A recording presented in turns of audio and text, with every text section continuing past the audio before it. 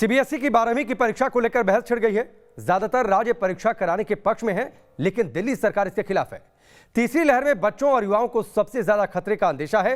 सवाल यह है कि क्या ऐसे में एग्जाम सेंटर पर भीड़ जुटाना तीसरी लहर को न्योता देने जैसा साबित हो सकता है कि नहीं। बच्चों की जान जरूरी है या फिर एग्जाम, इस पर बातचीत करने के लिए हमारे साथ मेहमान जुड़ेंगे, उनसे हम बातचीत करेंगे। लेकिन पहले इस रिपोर्ट को देखिए। रक्षा मंत्री राजनाथ सिंह की अध्यक्षता में हुई इस मीटिंग में राज्यों और केंद्र शासित प्रदेशों के मंत्री अफसरों के अलावा केंद्रीय शिक्षा मंत्री, केंद्रीय मंत्री स्मृति ईरानी और प्रकाश जावड़ेकर भी शामिल हुए। मीटिंग के सवाल अभी भी जस के तस बने हुए हैं। क्या सीबीएसई के 12वीं के एग्जाम होंगे? अगर एग्जाम होंगे तो कब होंगे और कैसे होंगे, ये सवाल बने हुए हैं। मीटिंग में अलग अलग राय सामने आई। मेरे प्रिय छात्र छात्राओं, जो आज बैठक हुई है उसमें कुछ राज्यों ने कुछ समय मांगा है और सुझाव देने के लिए, और उनको कहा गया है कि 25 मई तक वो अपने सुझाव दे देंगे, ताकि जल्दी से जल्दी हम इस अनिश्चितता को दूर कर सकेंगे। मुझे भी हम इस बात की घोषणा करेंगे तो कम से कम 15 दिन हम आपको देंगे, ताकि आपके मन में अचानक न हो कि कब तिथियों की घोषणा हो और कब फिर जो है आप समझ लें। 25 मई तक राज्यों से सुझाव देने को कहा गया है। वैसे मीडिया रिपोर्ट्स के मुताबिक सीबीएसई के पास परीक्षा के 2 विकल्प हैं। पहला विकल्प मेजर सब्जेक्ट्स की परीक्षा सेंटर्स पर हों। इसके नंबर को आधार बनाकर दूसरे विषयों में भी नंबर दिए जा सकते हैं। दूसरा विकल्प है कि सभी विषयों के एग्जाम के लिए 90 मिनट मिलें, ऑब्जेक्टिव और शॉर्ट सवाल पूछे जाएं। 45 दिनों में एग्जाम हो सकता है। दिल्ली सरकार का मानना है, मुख्यमंत्री अरविंद केजरीवाल जी ने भी मुझको कहा कि ये प्रस्ताव केंद्र सरकार के सामने रखा जाए कि बच्चों की सेहत से, बच्चों की सुरक्षा से खिलवाड़ करके हमें परीक्षा पूरा करने का शौक नहीं पूरा करना चाहिए। जैसा मैंने कहा कि पूरे देश में करीब 1.5 करोड़ बच्चे हैं जो 12वीं क्लास में हैं। आज देश में भी वैक्सीन उपलब्ध है जो युवाओं के लिए कारगर बताई जा रही है, और विदेशों में भी ऐसी वैक्सीन उपलब्ध है जो 12 साल से 18 साल के बच्चों के लिए भी कारगर प्रूव की जा चुकी है, घोषित की जा चुकी है। केंद्र सरकार से हमारा निवेदन है कि 1.5 करोड़ बच्चों के लिए और स्कूल के सारे टीचर्स के लिए, लगभग 1.5 करोड़ ही टीचर्स हैं, तो 1.5 करोड़ बच्चों के लिए और 1.5 करोड़ टीचर्स के लिए लगभग 3 करोड़ लोगों के लिए सबसे पहले वैक्सीन लेके आई जाए जो बच्चों के लिए लगाई जा सकती है। रिपोर्ट्स के मुताबिक शिक्षा मंत्री 1 जून को सीबीएसई के साथ बैठक करेंगे। इसके बाद फैसला हो सकता है। Team news nation. आपने ये रिपोर्ट देखी। सवाल शिक्षा का है, सवाल बच्चों की सेहत से जुड़ा भी है, और सवाल तो सबसे बड़ा यह है कि मौजूदा परिस्थितियों में जब कोरोना की दूसरी लहर से हाहाकार मचा है तो जान जरूरी है या फिर एग्जाम जरूरी है। जो मेहमान हमारे साथ जुड़े हैं उनका परिचय सबसे पहले आपसे करवाते हैं। इंद्र सिंह परमार हैं जो कि शिक्षा मंत्री हैं मध्य प्रदेश के, बहुत बहुत स्वागत है आपका। प्रोफेसर ओंकार सिंह हैं जो कि वाइस चांसलर हैं Madan Mohan Malviya university of technology के। ज्योति गुप्ता हैं जो कि प्रिंसिपल हैं डीपीएस गाजियाबाद की। आदर्श धवन हमारे साथ संयुक्त सचिव हैं पेरेंट्स एसोसिएशन के। आप सबका बहुत बहुत स्वागत है। लेकिन सबसे पहले इंद्र सिंह जी, मैं आपसे शुरू करता हूं। सर, जो पिछली मीटिंग हुई थी उसमें क्या चर्चा हुई थी, किन बातों पर सहमति बनी थी, और 1 जून को एक और मीटिंग होने वाली है?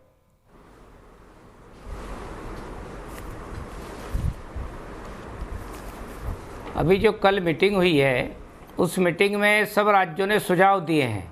सीबीएसई को लेकर के भी सुझाव दिए हैं, अपने अपने राज्यों के जो बोर्ड की परीक्षा हैं 12वीं के, उसको लेकर के भी सुझाव दिए गए हैं।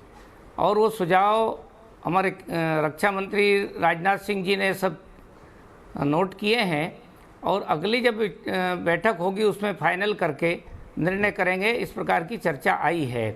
जहाँ तक परीक्षाओं का सवाल है, पहली प्राथमिकता भारत सरकार ने भी और राज्यों ने भी बच्चों के जीवन को लेकर दिया है, उनके स्वास्थ्य को लेकर के दिया है। और ना तो भारत सरकार इस पक्ष में है कि बच्चों के जीवन के साथ खिलवाड़ किया जाए, ना राज्य सरकारें हैं। ठीक है, लेकिन सवाल यह है इंद्र सिंह जी कि आखिरकार रास्ता निकलेगा कैसे, क्योंकि बच्चों के लिए वैक्सीन अभी उपलब्ध है नहीं, अंडर ट्रायल है। एग्जाम सामने है, एक दिन बाद फिर ये फैसला होना है, 1 तारीख को बैठक होगी, उसके बाद ये फैसला होना है कि आखिरकार किन विकल्पों पर परीक्षा कराई जाए, कैसे कराई जाए, क्या उसके लिए पैरामीटर्स तय किए जाएं, क्या प्रोटोकॉल तय किए जाएं। समय तो उतना है नहीं कि वैक्सीन हमारे पास आ जाए।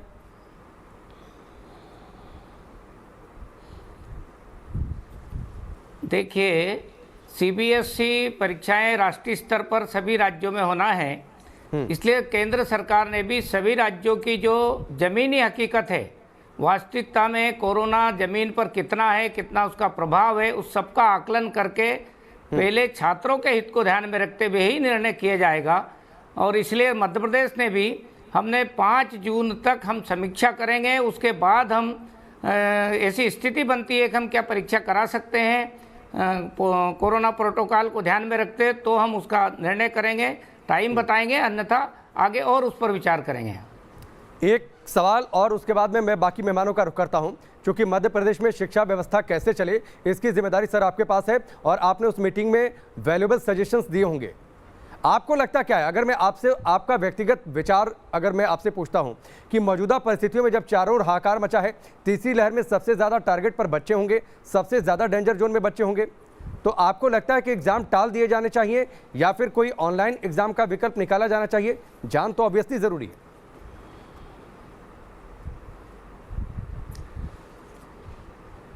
देखिए, ऑनलाइन एग्जाम कई राज्यों के लिए संभव नहीं है। हम ऑनलाइन परीक्षा का भी विकल्प रख सकते हैं, लेकिन हमको कई छात्रों को ऑनलाइन परीक्षा आयोजित करने के लिए संसाधन देने होंगे। कई राज्य उस पर भी विचार कर रहे हैं और मैं समझता हूं कि सभी विकल्प खुले रख करके ही विचार हो रहा है। कोई एक विषय को लेकर के कि हम ये विचार कर लिया है फाइनल, ऐसा नहीं है। हम व्यापक हित को ध्यान में रखेंगे, विद्यार्थियों के जीवन को, स्वास्थ्य का ध्यान में रखेंगे और शिक्षकों के भी स्वास्थ्य को ध्यान में रख के ही निर्णय करेंगे। भारत सरकार भी ऐसा ही निर्णय करेगी और राज्य सरकारें भी ऐसा निर्णय करेगी। ठीक है, प्रोफेसर ओंकार सिंह, मैं आपके पास आता हूं। सर, मौजूदा परिस्थिति बहुत भीषण है, खतरा सामने ज़्यादा बड़ा है और आने वाले समय में अंदेशा इस बात का है कि बच्चे सबसे ज़्यादा टारगेट पर होंगे। 12वीं की परीक्षा ऐसी होती है कि उसे ना कराई जाए, ये बहुत सारे शिक्षाविद कह रहे हैं कि ये संभव नहीं, क्योंकि आगे करियर इस पर टिका है। रास्ता निकलेगा कैसे? आपके विचार क्या है? जो जहाँ तक 12वीं की परीक्षा का प्रश्न है, 12वीं की परीक्षा तो होनी चाहिए। परीक्षा ना होने का जो उसके दुष्परिणाम है वो बच्चों को आगे अपने जीवन में भुगतने पड़ सकते हैं। तो किसी भी व्यक्ति से इस प्रकार से परीक्षा करना होना उचित नहीं है। परीक्षा होनी चाहिए, बच्चों की कितना उनका लर्निंग लेवल है उसका असेसमेंट होना चाहिए। अब उसका तरीका पेन एंड पेपर एग्जामिनेशन हो सकता है या ऑनलाइन एग्जामिनेशन हो सकता है। यदि आप हिंदुस्तान के अंदर इंटरनेट की एक्सेस को देखें तो लगभग आधी आबादी के पास ही इंटरनेट की सुविधा है। और यदि हमारे स्कूल शिक्षक के जो भी नियंत्रक इकाइयां हैं, यदि उनको ये आश्वस्त कर देते हैं कि उनके पास समुचित इंटरनेट की सुविधा है और वे बच्चों को ऑनलाइन एग्जामिनेशन दिला सकते हैं, तो ऐसी परिस्थिति में 1-2 महीने की तैयारी करके और बच्चों को ऑनलाइन एग्जाम के सैंपल पेपर्स दे करके ऑनलाइन परीक्षा भी कराई जा सकती है। लेकिन उस केस में भी आपके जो परीक्षा केंद्र हैं वो निश्चित होंगे और बच्चों को परीक्षा केंद्रों पर जाना होगा। तो ये सोच तो कदापि उचित नहीं है मेरे व्यक्तिगत मत से कि बच्चों की 12वीं की परीक्षा नहीं होनी चाहिए, क्योंकि पिछले 2 साल ये दूसरा एकेडमिक सेशन है जब हम इस प्रकार का प्रयोग करने जा रहे हैं और इस प्रकार की परिस्थितियां हैं। नहीं सर, एग्जाम होंगे, अगर सेंटर बनेंगे निश्चित सेंटर, तो प्रोफेसर साहब क्या भीड़ जो जुटेगी वो सही होगी कोरोना के खतरे के बीच में? नहीं, देखिए ये इंस्टीट्यूशनल अरेंजमेंट ऐसा हो सकता है कि कोविड के जो भी प्रेस्क्राइब प्रोटोकॉल है उनका एडहेरेंस किया जाए, उनको अनुपालन सुनिश्चित किया जाए। ये संस्थाओं के स्तर पे निश्चित रूप से इसको किया जा सकता है, ऐसा कोई मुश्किल काम नहीं है। यदि आप पिछले साल देखें तो काफी पेन एंड पेपर एग्जामिनेशन हमने डिले करके कराए हैं। एक तो ऐसा है कि परीक्षा होनी चाहिए और भले हम इसको 2 महीने बाद कराएं या 3 महीने बाद कराएं, परीक्षा जरूर होनी चाहिए, क्योंकि बच्चों को इसकी कीमत आगे जीवन में ना चुकानी पड़े। ठीक है, ज्योति गुप्ता जी, एक स्कूल आप रन कर रही हैं, डीपीएस गाजियाबाद के आप प्रिंसिपल हैं। बच्चों की बड़ी तादाद होती है, कोविड प्रोटोकॉल के जो बिहेवियर हैं उसको लेकर, हालांकि ठीक है 12वीं के बच्चों को समझाया जा सकता है, लेकिन परीक्षा का तनाव, उसके बीच कोविड प्रोटोकॉल का खौफ, उसके बिहेवियर को सही तरीके से अपनाना, ये कितना फिजिबल होगा? पहले तो मैं ये कहना चाहूंगी कि मैं डीपीएस साहिबाबाद की डायरेक्टर प्रिंसिपल हूँ, डीपीएस गाजियाबाद की नहीं। और दूसरी बात कि बच्चे हमारे साथ अब 15 महीने से जुड़े हुए हैं 12th में। मार्च में उनका सत्र शुरू हो जाता है, तो उनको प्रिपेयर करते हुए और अपने ये 12वीं की पढ़ाई करते हुए 15 महीने हो गए हैं। अब वो इतना थक चुके हैं कि अब उनको इम्तिहान देना ही है, और अगर आप बच्चों से पूछेंगे तो 90% बच्चे कम से कम ऐसे होंगे जो कि इम्तिहान देना चाहते हैं, क्योंकि जो 12वीं में बच्चे होते हैं वो साइड बाय साइड अपने कॉम्पिटिटिव एग्जामिनेशंस की भी तैयारी कर रहे होते हैं, और इंटरनल असेसमेंट्स उन लोगों ने बहुत सीरियसली नहीं दिया होता, और वो लोग आखिरी के 3-4 महीने में बहुत पढ़ाई करके अपने बोर्ड एग्जाम्स में बहुत अच्छा करके निकल जाते हैं। तो हमें इन बच्चों को अपना इम्तिहान देने की जो इन्होंने तैयारी करी है उसमें अपनी परफॉर्मेंस दिखाने का मौका हमको देना ही होगा। दूसरा, 10वीं का जो इम्तिहान होता है उसके स्टेक्स बहुत कम होते हैं, क्योंकि बच्चा कोई भी हो वो 11वीं 12वीं जरूर करता है, चाहे वो जूनियर कॉलेज में करे, चाहे वो स्कूल में करे, स्टेट बोर्ड के स्कूल में करे, आईसीएसई में करे या सीबीएसई में करे। पर 12वीं के बाद जो बच्चों के पास चॉइसेस होती हैं वो बहुत ज्यादा होती हैं। कुछ चॉइसेस जो है वो डिपेंड करती हैं आपके कॉम्पिटिटिव एग्जामिनेशंस पे, पर कुछ चॉइसेस जो है वो डिपेंड करती हैं बच्चों के मार्क्स के ऊपर। तो बहुत जरूरी हो जाता है कि बच्चे ये इम्तिहान लें। दूसरा, कोविड प्रोटोकॉल्स के लिए मैं ये कहना चाहूंगी कि जो भी कल हाई लेवल कमेटी ने डिसाइड किया है या डिसाइड करेंगे, तो सेफ्टी और सिक्योरिटी से कोई भी कॉम्प्रोमाइज नहीं करेगा। उससे कॉम्प्रोमाइज करना भी नहीं चाहिए, बच्चों की जिंदगी का सवाल होगा। मैं आता हूं मैडम आपके पास। आतिशी भी हमारे साथ जुड़ चुकी हैं आम आदमी पार्टी से। आतिशी, जो पिछली मीटिंग हुई है उस मीटिंग में दिल्ली सरकार इकलौती ऐसी सरकार थी कि जिसने पुरजोर तरीके से विरोध किया था कि मौजूदा परिस्थितियों में एग्जाम तो ना हो, वैक्सीनेशन को लेकर व्यवस्था हो। मसला यह भी है कि वैक्सीन बच्चों के लिए भी है नहीं, अंडर 18 एज के लिए वो अभी अंडर ट्रायल है, तो वैक्सीन आने में अभी समय लगेगा। एक्सपर्ट्स ये कह रहे हैं कि परीक्षा को हम टाल नहीं सकते हैं, तो रास्ता निकलेगा कैसे? क्या हम लहर के कम होने का इंतजार करें, क्योंकि तीसरी लहर में सबसे ज्यादा टारगेट पर बच्चे होंगे? देखिए, हमें ये देखना होगा कि बच्चों के एग्जाम के रिजल्ट ज़्यादा ज़रूरी हैं कि बच्चों की जान बचाना सबसे ज़रूरी है। बिकॉज हमने अभी ये सेकेंड वेव में देखा है कि पहले हम ये मानते थे कि सबसे ज़्यादा असर बुजुर्गों पे पड़ता है, जिनको कोमॉर्बिडिटीज़ हैं उन पे पड़ता है। हमने ये दूसरी वेव में बहुत सारी युवाओं को सीरियस रूप में बीमार होते हुए देखा है और अपनी जान भी गंवाते हुए देखा है। ना सिर्फ इतना, पहले जो माना जाता था कि बच्चों को बहुत माइल्ड बीमारी होती है, ऐसा भी नहीं है। बच्चों पर भी असर पड़ा है, बच्चों के भी कई गंभीर केस सामने आए हैं। ऐसी परिस्थिति में बोर्ड एग्जाम्स करवाना जहां पे बच्चे रिस्क पे हो सकते हैं, बहुत ही घातक हो सकता है। दूसरी बात, हालांकि भारत में अभी कोवैक्सीन का बच्चों का ट्रायल चल रहा है, पर विदेशों में अब इमरजेंसी यूज ऑथराइजेशन कई वैक्सीन की बच्चों पे हो गई है। कई देशों में खासकर के जो फाइजर की वैक्सीन है उसे बच्चों पे 12 साल की उम्र से ज्यादा के बच्चों को लगाया जा रहा है। तो अगर अमेरिका जैसे देश, यूरोप जैसे देश, कनाडा जैसे देश इमरजेंसी ऑथराइजेशन कर सकते हैं बच्चों के लिए, तो भारत क्यों नहीं कर सकता? और हमारा ये मानना है कि जब तक बच्चों को वैक्सीनेशन नहीं लगता है तब तक बिल्कुल भी बोर्ड एग्जाम्स नहीं होने चाहिए। आप कुछ भी कर लीजिए, कभी नहीं भी आप आतिशी, वो जिस इमरजेंसी यूज की आप बातचीत कर रही हैं, वो इमरजेंसी यूज भी एक तय ट्रायल के बाद ही होता है, उसके बाद हम उसको अप्रूवल देते हैं। उसका कोवैक्सीन का ट्रायल चल रहा है, तो क्या आप चाहती हैं कि फाइजर से बातचीत हो, फाइजर की जो बच्चों की वैक्सीन है वो जब तक ना आए तब तक परीक्षा को टाला जाए? ये दिल्ली सरकार चाहती है? बिल्कुल। फाइजर की वैक्सीन बच्चों को लग रही है यूएस में, स्पुतनिक की वैक्सीन रशिया में लग रही है बच्चों को। तो जब उनके ट्रायल्स और उनकी इमरजेंसी ऑथराइजेशन इन दोनों वैक्सीन की हो चुकी है, तो क्यों भारत इन वैक्सीन को लार्ज स्केल पे इंपोर्ट नहीं कर रहा है बच्चों के लिए? आप जरा सोचिए कि एक एग्जाम हॉल में हम साथ सोशल डिस्टेंसिंग का पालन करके भी अगर 20-20, 40-40 बच्चों को एक साथ बैठाएंगे, खुदा ना खास्ता उनमें से किसी को कुछ हो जाएगा तो कौन जिम्मेदार होगा? क्या ये सरकार की जिम्मेदारी नहीं है कि पहले हम बच्चों के लिए वैक्सीन अवेलेबल करवा पाएं? और जब तक हम वैक्सीन नहीं अवेलेबल करवाते हैं तो बोर्ड एग्जाम्स मान लीजिए एक साल अगर नहीं भी होते तो क्या हम बच्चों, तो क्या इतना उसमें क्या गुनाह हो जाएगा? नहीं तो आतिशी फिर आप चाहती हैं कि ये सेशन खाली चला जाए, ये सेशन आप मतलब प्रोटोकॉल्स को ध्यान में रखते हुए एक सेशन बच्चों का बर्बाद जाए, ये पूरा सेशन? देखिए, इतने शिक्षाविद हैं भारत में, कोई ना कोई तरीका एग्जामिनेशन का जरूर निकाला जा सकता है, पहली बात। और दूसरी बात, हमारा तो केंद्र सरकार को ये कहना है कि फास्ट ट्रैक करके बच्चों के लिए वैक्सीन को अवेलेबल कराया जाए।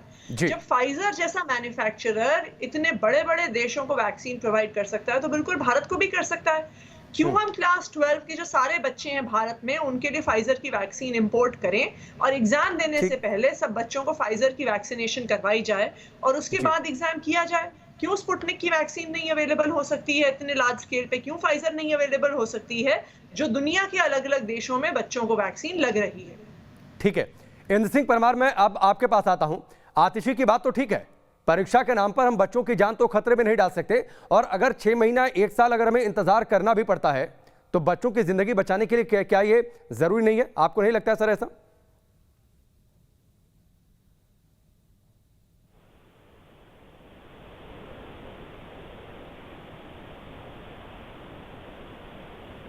इंद्र सिंह जी, आवाज आ रही है सर आपको?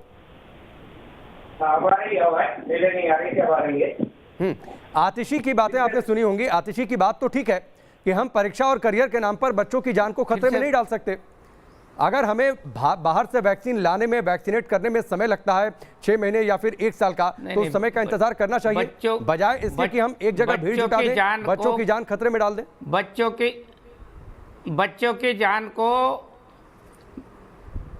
की जान को कोई खतरे में नहीं डालना चाहता है, ना भारत सरकार डालना चाहती है, ना राज्य सरकारें डालना चाहती है। यहाँ पर जो चर्चा हो रही है वो चर्चा को अलग रूप देने की कोशिश की जा रही है। वैक्सीनेशन पर चर्चा हो रही है, ना कि परीक्षा पर। परीक्षा पर चर्चा होना चाहिए, परीक्षा के तरीकों पर चर्चा होना चाहिए। ये विषय को डाइवर्ट करने की कोशिश की जा रही है चैनल पर। नहीं सर, परीक्षा तो तभी होगी ना जब बच्चे सुरक्षित होंगे। परीक्षा तो करानी है, लेकिन परीक्षा कब करानी है इस लहर के बीच में, खास तौर पर जब सामने तीसरी लहर को एक्सपर्ट से लेकर ये कह रहे हैं सर कि सबसे ज्यादा डेंजर जोन में बच्चे होंगे। बच्चे को श्रीमान जी सुनिए, बच्चे को सुरक्षित रखने का सभी सरकारों ने कहा है। बच्चों को असुरक्षित रखने का किसी सरकार ने नहीं कहा कि हम असुरक्षित रख के परीक्षा कराएंगे। प्रश्न इस बात का है, परीक्षा का पैटर्न क्या होगा?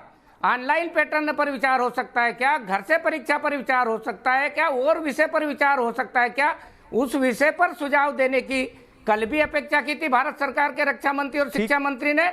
और आज मैं आपके चैनल के माध्यम से फिर यहाँ के सभी लोगों को निवेदन करता हूं कि परीक्षा के पैटर्न पर विचार करें, या जिन राज्यों को, जैसे राज्यों के बोर्ड है और जो अपने राज्य में परीक्षा नहीं करना चाहते हैं, वो वहाँ के बच्चों का भविष्य किधर ले जाना चाहते हैं वो स्वतंत्र है। लेकिन सीबीएसई के द्वारा जो परीक्षा आयोजित होती है वो व्यापक रूप से विचार विमर्श करके देश भर के सभी लोगों के साथ विचार विमर्श किया है। उसमें से अच्छा रास्ता कौन सा हो सकता है उसके बारे में विषय आएंगे और वो विषय के आधार पर निर्णय होगा। इसलिए इसका जवाब मैं आतिशी से इसका जवाब ले लेता हूं। आतिशी, देखिए पहले प्रोफेसर साहब ने भी कहा था कि परीक्षा नहीं कराने का विकल्प, ठीक है सर, प्रोफेसर साहब ने भी कहा था कि परीक्षा नहीं कराने का विकल्प नहीं है। यही बात इंद्र सिंह परमार कह रहे हैं कि वैक्सीनेशन ठीक है, एक मुद्दा है, लेकिन परीक्षा का पैटर्न क्या हो इस पर ज्यादा चर्चा होनी चाहिए। देखिए, भारत जैसे देश में कभी भी आप ऑनलाइन परीक्षा एक बड़े स्तर पे नहीं करवा सकते हैं। अच्छी बड़ी बड़ी यूनिवर्सिटीज, हमने ये देखा है, इंजीनियरिंग कॉलेजेस, IIIT जैसे इंस्टीट्यूशंस, जब वहाँ पे ऑनलाइन एग्जाम्स हुए हैं तो सारे स्टूडेंट सामने आके कहते हैं कि हमारे पास इंटरनेट एक्सेस नहीं है। दिल्ली यूनिवर्सिटी तक, देश की प्रीमियर यूनिवर्सिटी, ऑनलाइन एग्जाम्स नहीं करवा पाती। क्यों? क्योंकि सब बच्चों के पास इंटरनेट कनेक्शन नहीं होते, अपने लैपटॉप्स नहीं होते। आप क्या सोचते हैं, कैसे हो सकता है कि 12वीं की परीक्षा इतने बड़े स्तर पे भारत जैसे देश में हम ऑनलाइन करवा पाएंगे? और अगर आपको बच्चों को बुलाना होगा, एक कमरे में बिठाना होगा, आप एक एक करके एक दिन में एक बच्चे को तो बुलाएंगे नहीं एग्जाम देने के लिए। अगर आप बच्चों को फिजिकली बुलाएंगे, वो बच्चों के लिए बहुत बड़ा खतरा है। और हालांकि जो मध्य प्रदेश के शिक्षा मंत्री जी हैं, उनको लगता है कि ये विषय भटकाने का तरीका है, लेकिन हम ये मानते हैं कि जब तक बच्चों को वैक्सीनेशन नहीं लगता है, किसी भी माध्यम से बच्चों को बुलाना उनको एक तरह से खतरे में डालने के बराबर है। और ठीक है दूसरी आतिशी, बात, मैं मुझे आता हूं, नहीं लगता कि पेरेंट्स क्या 6 चाह रहे हैं महीने ये भी हम बात जान सुनने लेते हैं। की जरूरत है ठीक है आतिशी, मैं आता हूं आपके करवाने पास। आदर्श धवन जी हमारे साथ जुड़े हैं जो कि ज्वाइंट सेक्रेटरी हैं पेरेंट्स एसोसिएशन के। सर, पेरेंट्स क्या चाह रहे हैं? बच्चों के साथ, पेरेंट्स के साथ आपकी चर्चा होती होगी? जी बिल्कुल, धन्यवाद मुझसे संवाद से मुझे बुलाने का। मैं आप सब महानुभावों की राय सुन रहा था। मैं एक बात को बड़ी स्पष्ट रूप से कह देना चाहता हूँ। जहां तक बार बार माननीय मंत्री जी ने भी बात कही कि भटक के हम वैक्सीन पर आ जाते हैं। पहली बात, वैक्सीन भी 100% एफिकेसी की नहीं होने वाली है और इतने लोगों को लगाने में कितना समय लगेगा, बात आपने बिल्कुल ठीक पकड़ ली थी। क्या हम साल वेस्ट जाने दें? अब मैं आता हूँ परीक्षा के ऊपर। बच्चों के लिए ये बहुत आवश्यक है 12वीं की परीक्षा हो, क्योंकि यदि 12वीं की परीक्षा बच्चों को नहीं होती, आप जिस समय आप इसकी तुलना बाहर के देशों से कर देंगे, किसी देश में आईबी बोर्ड ने पेपर नहीं दिया या उसने नहीं लिया, आप एक बात समझें, भारतीय परिस्थिति के अंदर 12वीं के बाद बच्चों के पास अपनी रिक्वायरमेंट के कॉलेज की जगहें बड़ी कम है। तो जिस बच्चे को अप्रोप्रिएट कॉलेज में जाना है, या तो आप ये मानिए कि आप साल को ड्रॉप करिए, ड्रॉप करना इसके लिए उचित नहीं है क्योंकि आपके पास पीछे भीड़ फिर चली आ रही है अगले बैच की। तो आप 2 ईयर एक साथ कल को कहीं नहीं पढ़ा पाएंगे, इसलिए आपको बस अपने परीक्षा करानी निश्चित है। अब निश्चित कराने के अंदर यह है कि भारत में जो विद्यार्थी पढ़ता है उसको 12वीं के बाद वो अपने करियर की तरफ जाता है निश्चित तौर पर, और इसी की हम चर्चा करें। थोड़ी सी वक्त की कमी है आदर्श जी, माफी के साथ आपको रोकना पड़ेगा। आप प्रोफेसर ओंकार सिंह, सर एक आखिरी सवाल और बहुत मुझे लगता है 1 या 2 लाइन में जवाब दे दीजिएगा क्योंकि वक्त इतना ही है। 2 विकल्पों की चर्चा हो रही है कि मेजर सब्जेक्ट्स की परीक्षा करा ली जाए, उसके आधार पर इवैल्यूएशन, या फिर ऑब्जेक्टिव क्वेश्चंस का फॉर्मूला अपनाया जाए। क्या आपको लगता है कि ये एक तरीका हो सकता है और क्या ये उचित होगा करियर को ध्यान में रखते हुए? बहुत छोटा सा जवाब। जी, मेरा इसमें बड़ा स्पष्ट मत है कि यदि चुने हुए विषयों की परीक्षा हो सकती है तो सारे विषयों की परीक्षा हो सकती है, और 2 महीने टाल करके जब ये परिस्थिति अनुकूल हो जाए तब ये परीक्षा करानी चाहिए। ठीक है, बहुत बहुत शुक्रिया सर आप सभी का हमसे जुड़ने के लिए, बातचीत के लिए, इस पूरी चर्चा के लिए। परीक्षा जरूरी है क्योंकि 12वीं की परीक्षा से करियर तय होता है, आगे का भविष्य बच्चों का तय होता है, लेकिन बच्चों की जान बचाना जरूरी है और इसके लिए सरकार को ऐसा रास्ता निकालना चाहिए कि जान भी बच जाए और सुरक्षित माहौल में सही नियमों के साथ परीक्षा भी हो जाए, जो एक राय निकलकर सामने आई। लेकिन 1 जून का अभी इंतजार करना पड़ेगा कि सरकार इस पर फैसला क्या लेती है। वक्त यहां पर ब्रेक का।